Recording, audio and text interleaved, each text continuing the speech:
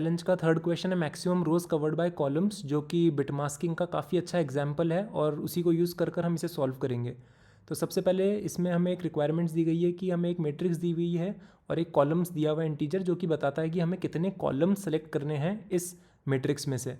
और एक रो को कवर्ड तभी बोला जाएगा जबकि अगर हमने जो कॉलम सेलेक्ट किए हैं उसके अलावा उस रो में कोई वन नहीं है, तो ही उसे कहा जाएगा कि एक कवर्ड रो है। और हमें मैक्सिमम नंबर ऑफ़ रोज़ बताने हैं जो कि कवर किए जा सकते हैं using column number of columns. तो बेसिकली हम जितने भी m कॉलम्स दिए हुए हैं उनमें से कॉलम्स जो हमें दिया हुआ है उतने हम कॉलम सेलेक्ट करेंगे और हमें बताना है कि कितने रोज़ मैक्सिमम है जो कि हम कवर कर सकते हैं। तो सबसे पहले तो इन्होंने एग्जांपल में जैसे इसमें दिया हुआ है, तो अगर हम पहला और तीसरा कॉलम सेलेक्ट करते हैं तो इस रो में और कोई बचता नहीं है, वन इसमें भी नहीं बचता, लेकिन इस वाला जो रो है इसमें एक वन है जो कि नॉन सेलेक्टेड कॉलम में है, तो इसीलिए ये आंसर में नहीं होगा और ये तीन जो हैं उसमें आंसर में चले जाएंगे। सिमिलरली इसमें एक ही कॉलम है और हमें कॉलम्स वन दिया हुआ है, तो ईजिली हम देख सकते हैं कि सारे दोनों रोज़ है वो कवर्ड है, तो आंसर टू हो गया है। तो इस तरीके से इसकी रिक्वायरमेंट्स है। तो सबसे पहली चीज़ जो ऑब्जर्व हम वही करते हैं, तो ये करते हैं कि हमें एम में से जे सेलेक्ट करने हैं। तो लेट्स से हमें एम कॉलम्स दिए हुए हैं, तो हमें X number of columns select करने हैं उसमें से, जिस तो number of ways to do that would be two M C X, right.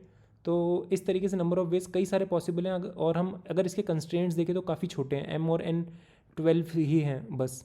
तो इसीलिए हम इसका पूरा फुल ब्रूट जा सकते हैं, और उसको जाने के लिए हम बिटमास्किंग यूज़ करेंगे, जो कि हमें बताएगा कि सारे कॉम्बिनेशंस जो हैं ये सिलेक्टेड, मतलब जो भी कॉम्बिनेशंस पॉसिबल हैं उनको हम यूज़ करेंगे बिटमास्किंग के थ्रू कैलकुलेट करने के लिए। तो सबसे पहले हम देखेंगे कि एक्स नंबर ऑफ़ रोज़ अगर हमें कैलकुलेट करना है तो वो कैसे हम कैलकुलेट कर सकते हैं यूजिंग बिटमास्किंग। तो इसमें हमें सबसे पहले एन और एम हमने डिफाइन किए, जो कि मैट्रिक्स की लेंथ रोज़ और कॉलम्स हैं। फिर हमने आंसर डिफाइन किया एक। अब हम कह रहे हैं टोटल नंबर हो गया N C columns, which should not be much because 12cx max value on 6 can be less. तो बेसिकली 12cx होगी मैक्सिमम नंबर ऑफ कॉम्बिनेशंस की वैल्यू, और ये इतनी कोई बहुत बड़ी वैल्यू आती नहीं है अगर आप कैलकुलेट करो तो इसीलिए हम पहुंच गए हैं ब्रूट फोर्स लगाने और कैलकुलेट करेंगे सारे पॉसिबल कॉम्बिनेशंस। तो हम गए ज़ीरो से लेके 2 टू द पावर m तक। 2 टू द पावर m तक इसलिए क्योंकि जितने भी कैलकुलेट कर सकते हैं हम 2 two the power m possible combinations हैं, क्योंकि हर कॉलम को आप ले सकते हो या नहीं ले सकते हो, तो इसीलिए हम 2 टू द पावर m तक गए और हमने इंक्रीमेंट किया प्लस प्लस आई। अब हमने बिट्स निकाले आई के, जो कि डिटरमाइन करेंगे कि ith रो कंसिडर्ड है कि नहीं। तो हमने इसके बिट्स निकाले सबसे पहले, तो करंट को हमने आई के बराबर किया और वंस काउंट को हमने 0 के बराबर किया, और हमने ये एक वेक्टर बना लिया जो कि हमें बताएगा कि करंट कॉलम हमने कंसिडर किया है कि नहीं इसको लेने के लिए। तो सबसे पहले हम j इक्वल्स टू 0 से लेके n तक गए, और जैसे हम नॉर्मल हमारा बिटमास्किंग वाला लॉजिक होता है उसको करंट को करंट बाय डिवाइड बाय 2 किया। अगर करंट मॉड्यूलो 2 1 है, इसका मतलब हमें करंट रो कंसिडर्ड है, जो भी आई वाला परम्यूटेशन है उसमें करंट रो कंसिडर्ड है। तो हमने columns taken j equals to 1 किया और वंस काउंट भी प्लस कर दिया।